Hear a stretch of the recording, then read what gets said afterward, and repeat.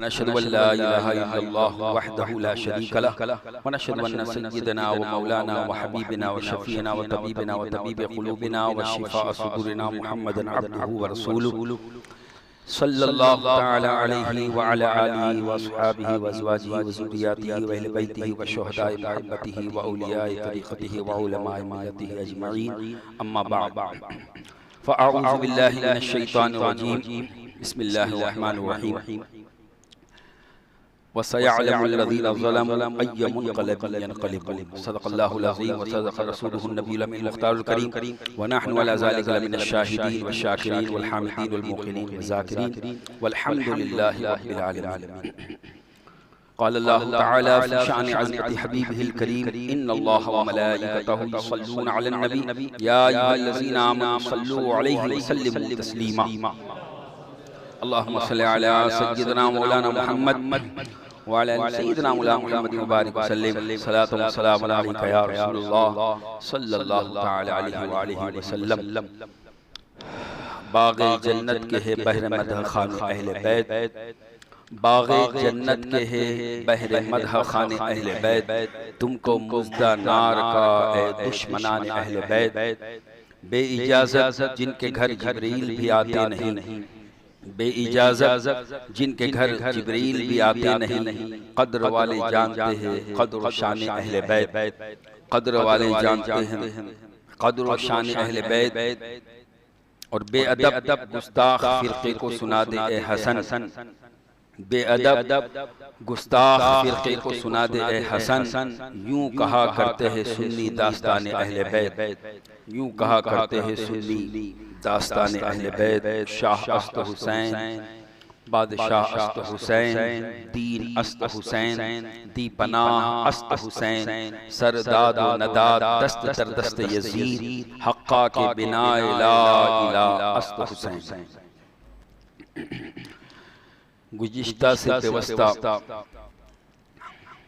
कुरान मुक़द्दस की एक आयत करीमा का हिस्सा तिलावत करने का शरफ हासिल किया, जिसमें अल्लाह तबारक व तआला ने ज़ालिमों के ताल्लुक से इरशाद फरमाया कि वसयअलमुल्लज़ीना ज़लमू अय्य मुनक़लिबिन यनक़लिबून, कि अनक़रीब जो ज़ालिम है वो जान लेंगे कि किस करवट पे वो पलटाए जाते हैं, उनके साथ क्या मामला होता है ज़ालिमों के साथ, अनक़रीब वो जान जाएंगे। और जिन्होंने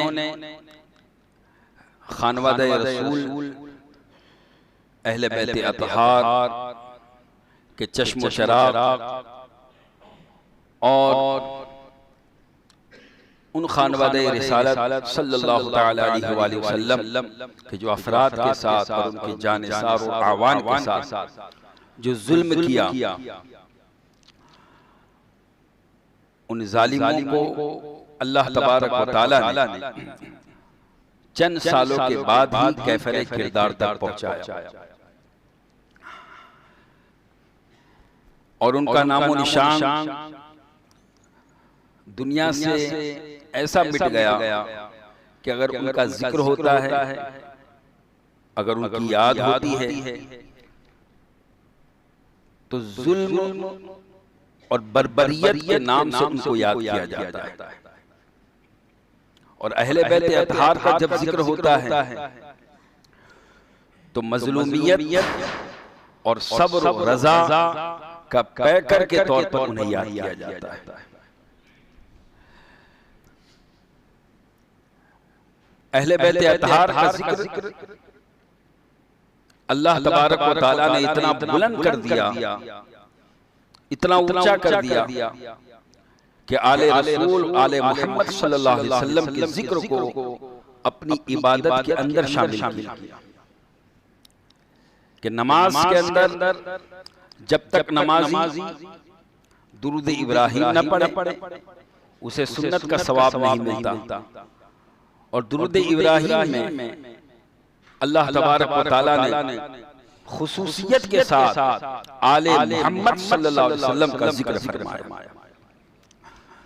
गोया कि आले मोहम्मद सल्लल्लाहु अलैहि वसल्लम को वो अज़मत और वो रिफ़ात अता हुई कि अल्लाह रब्बुल इज्जत ने उन पर दुरूद पढ़ने को अपनी इबादत का हिस्सा करार दिया। इबादत अल्लाह की है, नमाज अल्लाह के लिए, अल्लाह की रजा की खातिर, लेकिन उस नमाज के अंदर, उस इबादत के अंदर अल्लाह तबारक व तआला ने आले मोहम्मद के जिक्र को रखा। और ये कायदा है कि जितनी अच्छी चीज होती है उसका बर्तन भी इतना अच्छा होता है। अगर आप कोई अच्छी चीज रखना चाहे तो बर्तन भी उसके लिए अच्छा होगा। अगर कोई बुरी चीज रखना चाहे तो आप किसी भी बर्तन में रख दे। लेकिन आपको अगर कोई कीमती चीज रखना तो बर्तन भी कीमती होना चाहिए। जैसे आपको अगर दूध या शहद रखना तो बर्तन अच्छा होना चाहिए, पाक होना चाहिए। अगर बर्तन नापाक है तो वो दूध भी नापाक हो जाएगा, वो शहद भी नापाक हो जाएगा। तो ये कायदा और ये दस्तूर है कि जितनी कीमती और अच्छी चीज और पाकीज़ा चीज होती है उनके लिए बर्तन भी उतना ही अच्छा और पाकीज़ा होता है। जब इस मिसाल को समझ लिया तो अब समझे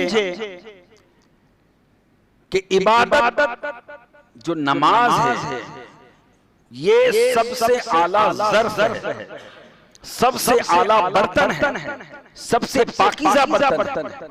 और इस बर्तन में, इस ज़र्फ में अल्लाह तबारक व तआला ने आले मोहम्मद के जिक्र को रखा सल्लल्लाहु अलैहि वसल्लम, ताकि समझ में आ जाए कि बर्तन जितना आला है उसके अंदर जो मज़कूर और जो चीज रखी हुई है वो भी इतनी अरफा वाला।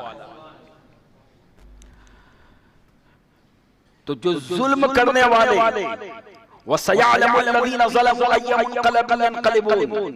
अल्लाह फरमाता है जालिम लोग ये न समझे कि हम जुल्म करने के बाद छूट जाएंगे, बल्कि अनकरीब उन्हें पता चलेगा कि किस हालत में उनको पलटाया जाता है।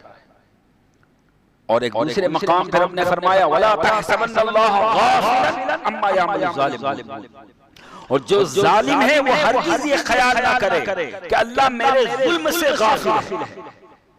जालिम हरगिज़ ये ना सोचे कि अल्लाह मेरे जुल्म से गाफिल है, बल्कि वो जान रहा है इन्नमा युअख्खिरुहु, ये अल्लाह की मशीयत है कि उन्हें ढील देता है। अगर किसी जालिम की फौरन पकड़ न हो तो कभी भी ये नहीं सोचना चाहिए कि जुल्म अच्छा है। जुल्म बुरा है, हमेशा बुरा है।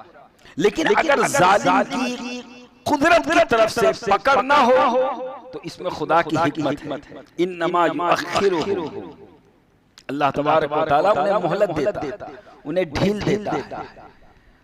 ऐसे ही अहले बैत अतहार पर जो जुल्म सितम करने वाले यजीदी और जालिम थे उनको भी कुछ सालों तक उन्हें ढील दी गई, लेकिन बिलाखिर चंद सालों के अंदर उनमें से हरेक को उनके कैफे किरदार तक पहुंचा दिया गया। और अल्लाह का ऐसा अजाब आया कि तारीख़ुल खुलफा में अल्लामा जलालुद्दीन सुयूती रहमतुल्लाह अलैह फरमाते हैं कि बहुत से वो जालिम जिन्होंने अहले बैत अतहार पर जुल्म किया था, बहुत से तो मुख्तार सक़फ़ी के हाथों मारे गए। और उन्होंने मुख्तार सक़फ़ी ने तरह तरह की अज़ियत के साथ, तकलीफ के साथ उन्हें मारा। और कुछ ऐसे हुए कि जिन पर कुदरती अज़ाब आया, कि चेचक बीमारी फैली और कुछ उसी में मर गए। और एक शख्स था, उससे पूछा गया कि तू नाबीना कैसे हो गया, तेरी बीनाई कैसे चलेगी? एक बूढ़ा शख्स था। तो उसने कहा कि मैं भी जब अहले बैत अतहार पर जुल्म सितम के पहाड़ तोड़े जा रहे थे तो मैं भी मौजूद था, और मैंने जिस्मानी तौर पर तो उनका साथ नहीं दिया, लेकिन मैंने अपने आप को अलग रखा। अब जब मैं सोया तो ख्वाब में मैंने देखा कि रसूल कायनात सल्लल्लाहु अलैहि वसल्लम जलाल के साथ तशरीफ फरमा है और उनके हाथों में गरम गरम सलाई है और जिससे वो जालिमों को कैफरे किरदार तक पहुंचा रहे हैं। मैं भी खड़ा था, मेरी तरफ देखा और मेरी तरफ देखकर कहा, इन्हीं आंखों से तूने वो नजारा देखा था। उन्होंने वो गरम गरम सलाई मेरी आंखों में फेर दी। सुबह हुआ तो मैं नाबीना था। गोया के जितने जालिमीन थे वो सब के सब किसी न किसी अज़ियत और मुसीबत में मुब्तला होकर इस दुनिया फानी से चले गए। ये तो दुनिया का अज़ाब जिसने हज़रत अली असगर के हल्क़ुल मुबारक पर तीर चलाया था, उसका हाल ये हुआ कि एक तरफ उसे ठंडी लगती थी, एक तरफ उसे गर्मी लगती थी, और जिस तरफ उसे ठंडी लगती थी उधर पंखे झुलाए जाते थे, पानी डाला जाता था, बर्फ रखा जाता था, लेकिन उसकी गर्मी जाने का नाम नहीं लेती थी और पानी पिलाया जाता था। और जिस तरफ उसे ठंडी लगती थी उधर आग जलाई जाती थी, लेकिन उसकी ठंडक कम होने का नाम नहीं लेती थी। यहाँ तक कि उसे पानी पिला कर इतना पिलाया गया कि उसका पेट फट गया और वो उसी हालत में वासिले जहन्नम है। वला तहसबन्नल्लाह गाफिलन अम्मा यअमलु ज़ालिमून, जो जुल्म करने वाले वो हरगिज़ ये न सोचे कि अल्लाह हमारे जुल्म से गाफिल है, अल्लाह मेरे जुल्म से गाफिल है। व सयअलमुल लज़ीना ज़लमू अय्या मुनक़लबिन यनक़लिबून, और जो जालिम है वो अनक़रीब जान लेंगे कि किस हालत में पलटाए जाते हैं। और ये जब मुक़द्दस काफ़िला अहले बैत अतहार का लुटा हुआ, जब ये काफ़िला कूफा की जानिब रवाना हुआ, और कूफा में जैसा कि मैंने अर्ज किया कि तशहीर के तौर पर लोगों के ऊपर खौफ जारी करने के लिए उन जालिमों ने सरे इमाम को और सरे इमाम मजलूम के साथियों को अपने नेज़ों पे बुलंद करके पूरे शहर में घुमाया, गश्त करा। और उस वक्त जो कूफा के जो वो लोग थे कि जिन्होंने खत लिखा था और फिर बेवफाई की थी, जालिमों के साथ हो गए, यजीदियों के साथ हो गए। अब जब सब लुट गया तो जब ये हालत देखी तो उनकी औरतों को और उनके बूढ़ों को, उन लोगों को रोना आया और वो इतना रोए कि सबसे ज्यादा मातम उस वक्त कूफा वालों ने किया कि एक बूढ़ा शख्स था, उसने ऐसा गम मनाया और ऐसी गम परवरी की और ऐसा मातम किया कि अपनी उंगलियों को अपने दांतों से चबा। लेकिन उस वक्त हजरत इमाम ज़ैनुल आबिदीन और हजरत ज़ैनब बिन्ते अली ने कहा कि अफसोस है तुम लोगों पर कि तुम ही लोगों ने बुलाया और बुलाने के बाद फिर तुम ही लोगों ने साथ छोड़ा। और आज फिर जब मुक़द्दस अहले बैत अतहार का काफिला लुट गया तब तुम मातम कर रहे हो, गम कर रहे हो। तुम्हारी मिसाल उस जैसी है कि एक औरत दिन भर सूत काटती है, सूत बनाती है, सूत काटती है, चरखा चरती है और सूत बनाने के बाद जब शाम होती है तो अपने हाथों से उसे को जो है खत्म कर देती। यही हाल है तुम्हारा कि तुम ही लोगों ने बुलाया और तुम ही लोगों ने उनका साथ दिया, और अब जब सब लुट गया तो अब गम कर रहे हो, मातम कर रहे हो। जाओ कयामत तक तुम ऐसे ही करते रहो।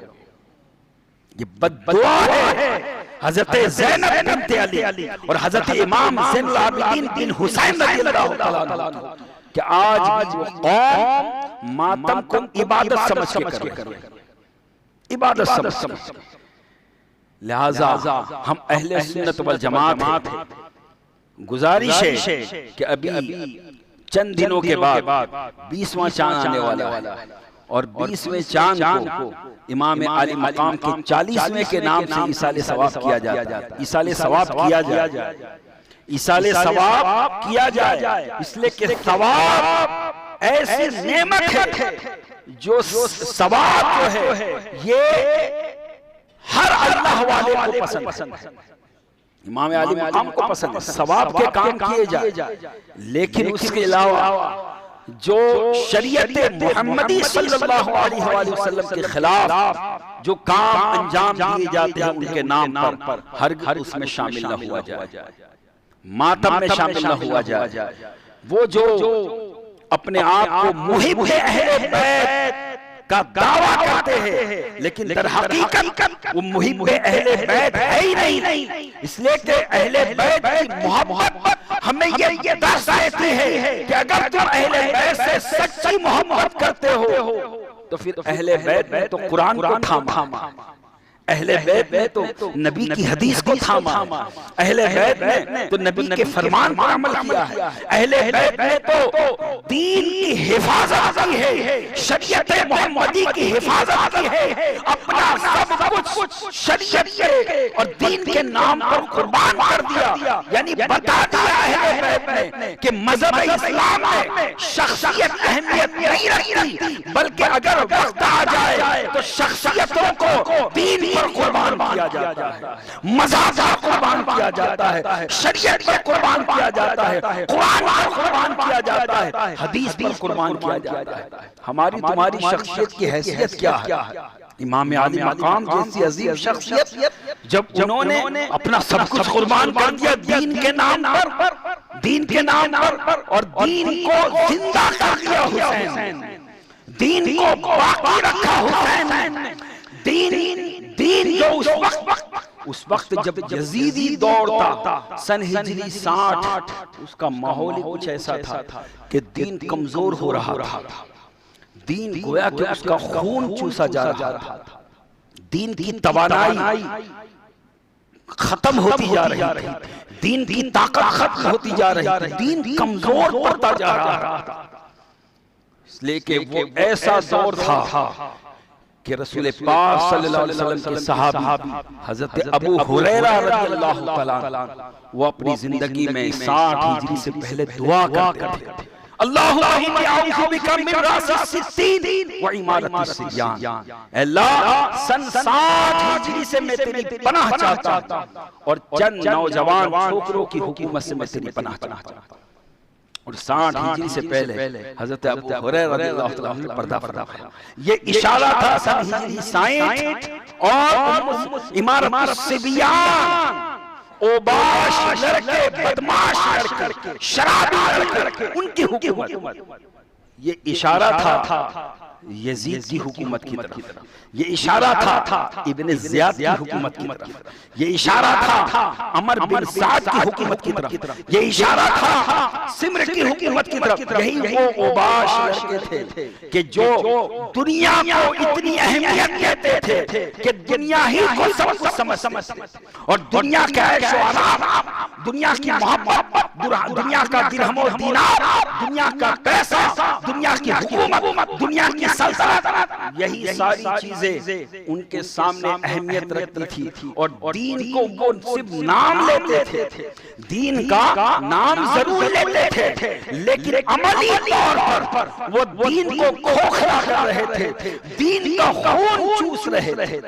गोया कि उस वक्त की हुकूमत, यजीद की हुकूमत में दीन का खून चूसा जा रहा था, इस्लाम का खून चूसा जा रहा था, इस्लाम कमजोर पड़ गया था। अब जरूरत थी एक ऐसे की कि जो दीन को अपना खून पेश करे ताकि दीन फिर से तरोताजा हो जाए, दीन फिर से तवाना हो जाए। आज भी अगर कोई शख्स अगर उसके अंदर खून की कमी हो जाए, अगर उसके अंदर दम की कमी हो जाए, खून की कमी हो जाए, तो डॉक्टर कहते हैं कि इसे खून देना चाहिए, खून चढ़ाना पड़ेगा, इसको खून देना पड़ेगा ताकि इसकी तवानाई वापस आ जाए। लेकिन अब खून देने के लिए एहतियात करते हैं डॉक्टर कि पहले जिसका खून दिया जाता है उसका ग्रुप चेक किया जाता है कि उसका ग्रुप उससे मिलता है क्या। अगर ग्रुप मिलता है तो फिर खून दे सकते हैं, अगर ग्रुप नहीं मिलता तो फिर खून नहीं दे सकते। अगर खून देंगे तो वो तो गया। बाकी रखने के लिए जरूरी है कि जिसका खून जिसको दिया जा रहा है उसका ग्रुप उसमें मिलता हो, जब आपने ये समझ लिया तो अब उस वक्त यजीद के दौरे हुकूमत के अंदर दीन का खून गोया क्या चूसा जा रहा था।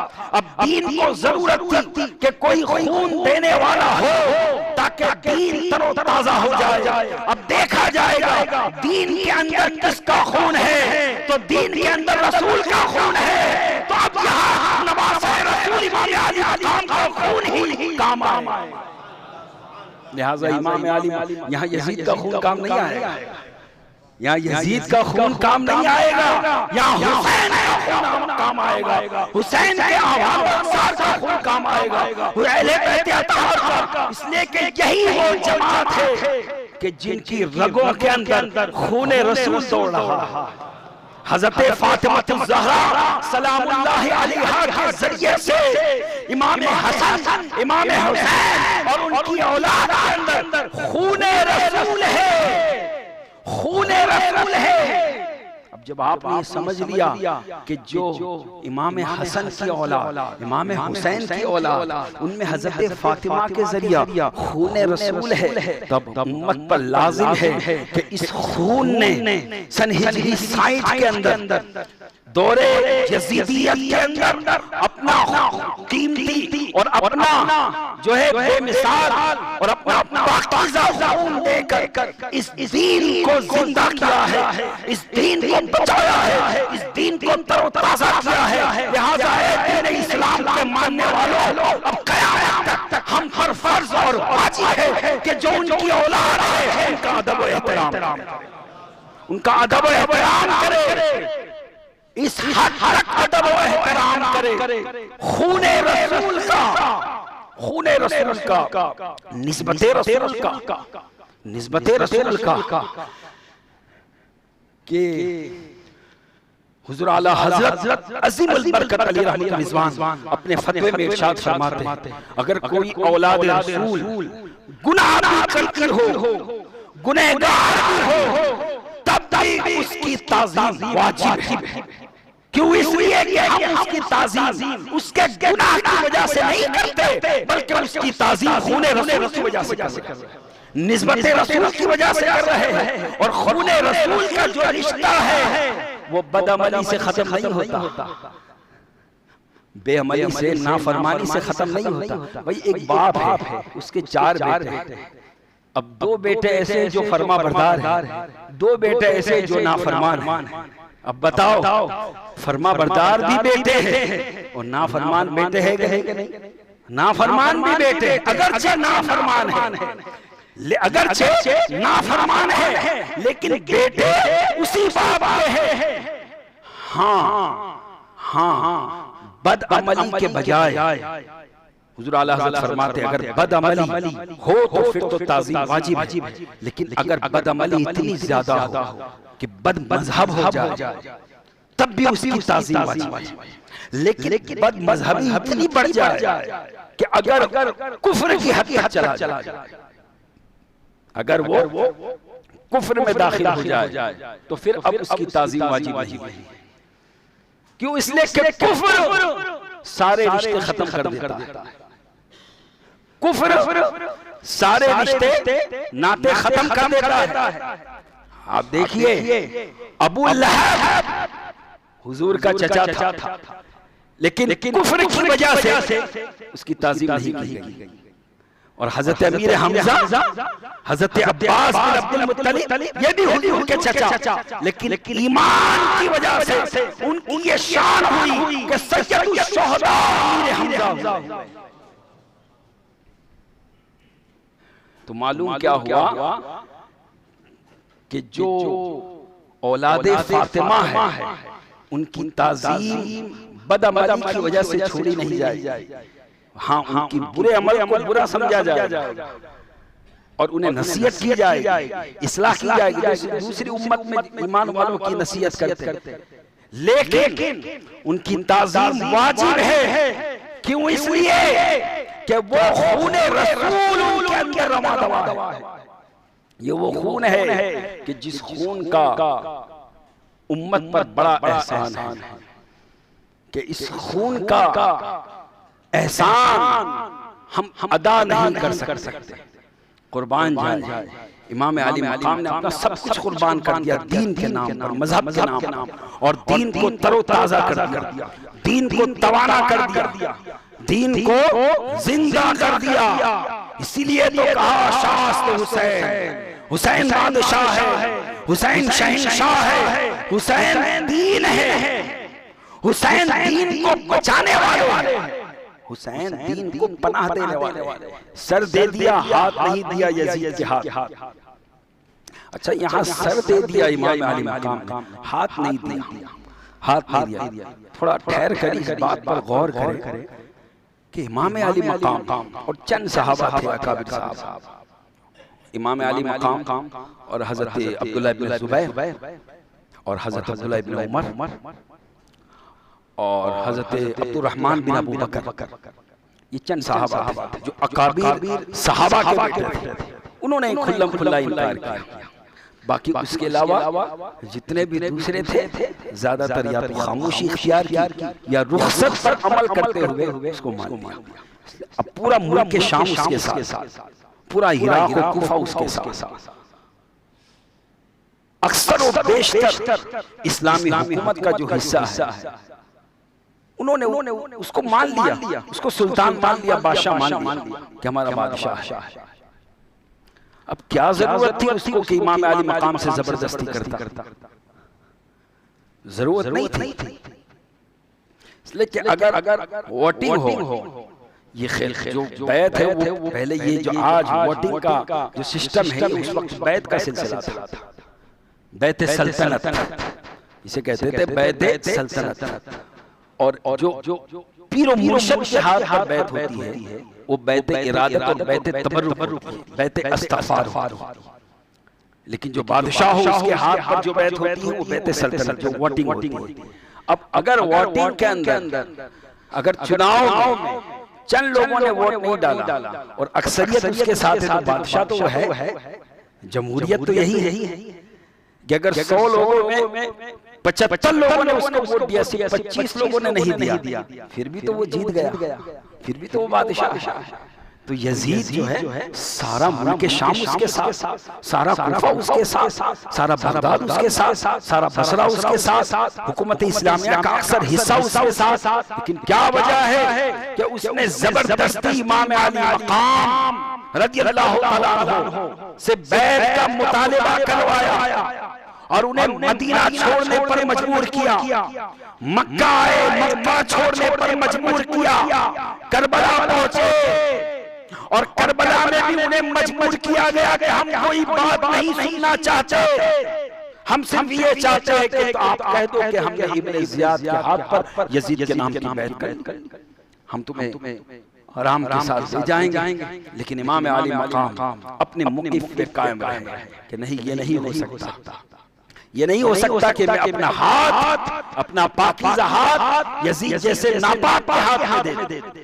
इसलिए कि यजीद भी जानता था, यजीद को भी मालूम था कि सारे लोगों ने मेरी बैत तो कर ली, तो सल्तनत तो मुझे मिल गई, बादशाहत तो मुझे मिल गई, बादशाहत मुझे मिल गई, मैं इस्लामी बादशाह तो बन गया, लेकिन मुझे इस्लामी बादशाह नहीं बनना, इस्लामी खलीफा बनना है, इस्लामी खलीफा बनना है। जैसे हज़रत अबू बकर सिद्दीक बने, जैसे उमर फारूक आज़म बने, जैसे उस्मान गनी बने, जैसे मौला अली बने, जैसे इमाम हसन बने, उनकी तरह मुझे खलीफा बनना है। और खिलाफत दूसरों की बैत से नहीं मिलती, खिलाफत औलाद रसूल से मिलती है, खिलाफत आले रसूल से मिलती है, खिलाफत नबी के घराने से मिलती है। इसलिए उसने जबरदस्ती की कि अगर इन्होंने बैत कर ली तो फिर मुझे खलीफा तस्लीम कर लिया जाए।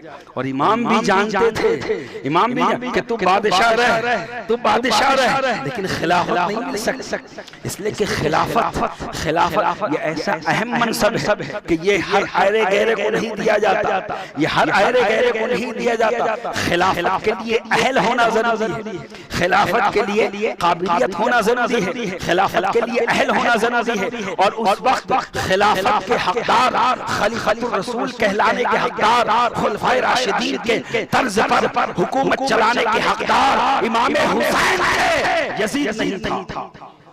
यजीद नहीं था, लिहाजा आपने सल्तनत दे दी खिलाफत की हिफाजत कर, खिलाफत इस्लामिया की हिफाजत कर, खिलाफत इस्लामिया को बदनाम होने से और बदसूरत होने से बचा लिया। वो खिलाफत जो अला मिनहाज नबुव्वह 30 साल तक कायम रही। इमाम अली मकाम के सामने वो सारे नजारे थे। इमाम अली मकाम ने रसूल का आखिरी दौर भी देखा था। इमाम अली मकाम ने हजरत अबू बकर सिद्दीक का दौर खिलाफत भी देखा था। इमाम अली मकाम ने हजरत उमर फारूक आज़म का दौर खिलाफत भी देखा था। इमाम अली मकाम ने हजरत सैयदना उस्मान गनी का दौर खिलाफत भी देखा था। इमाम अली मकाम ने अपने वालिद मोहतरम मौलाए कायनात हजरत मौला अली शेर खुदा हैदर कर्रार मुश्किल कुशा करमल्लाहु तआला वजहुल करीम का दौर खिलाफत भी देखा था।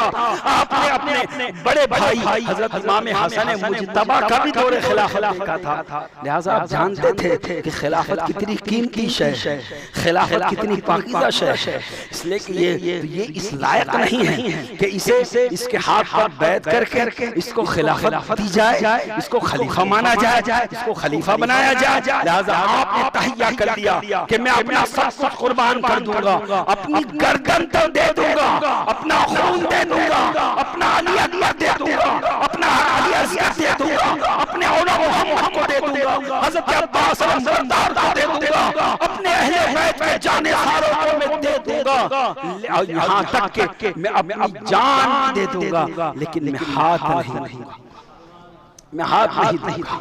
और दुनिया ने देखा कि यजीद के दरबार में इमाम अली मकाम का सर तो पहुंचा है, हाथ नहीं पहुंचा। शहादत के बाद भी सर पहुंचा, हाथ नहीं पहुंचा। हाथ वहीं करबला में जिस्म मुबारक है, इसलिए कि इमाम ने तहैया कर दिया, हाथ नहीं। वरना जैसे वो सर को सामने रखकर बैत भी कर रहा था, ऐसे शहादत के बाद यजीद हाथ काट कर ले आते और कहते यजीद सामने रखकर कहता कि जिंदगी में तो तुमने हाथ नहीं दिया, अब तो हाथ दे रहे हैं। लेकिन ऐसा पर्दा डाल दिया अल्लाह रब्बुल इज्जत ने जालिमों पर कि वो जालिमों का ज़हन इस तरफ गया ही नहीं, और वो जालिमीन सर को लेकर चले, सर को लेकर चले, और सर को लेकर चले तो रास्ते में जब कुफा से दमिश्क चले, एक मकाम पे जब पहुंचे तो वहाँ एक गिरजा था, एक राहिब का गिरजा था। वहाँ सुस्ताने के लिए ठहरे, और राहिब ने जब हसीन चेहरों को देखा, हसीन चेहरों को, कहा ये कौन है? कहा ये बागियों का सर है। जालिमों ने कहा ये हुकूमत के खिलाफ बगावत करने निकले थे, ये उनके सर है। कहा लेकिन ये सर तो जाने पहचान बड़े खूबसूरत, ये सर है किस?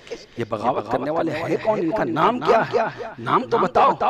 तो जालिमों ने कहा कि ये नवासे रसूल इमाम हुसैन का सर है। कहा जालिमों बदबख्तो, ये तुम्हारे नबी के नवासे, तुम्हारे नबी के लाडले ऐसा क्यों नहीं कहते कि हमारे नबी के नवासों का अफसोस है तुम पर, बड़ा अफसोस है। कहा एक काम करो, अब तुमने ये काम कर दिया है तो एक काम करो, मैं चाहता हूँ आज की रात ये जितने सर है वो मुझे दे दो, वो मुझे दे दो, ताकि मैं रात में इसको हिफाजत से इनकी ज़ियारत करूँ, और इसके मुआवजे में ये जितने दिरहम दिनार तुम्हें चाहिए, हजारों दिरहम वो तुम्हें चाहिए, सोने के सिक्के वो तुम्हें देता हूँ।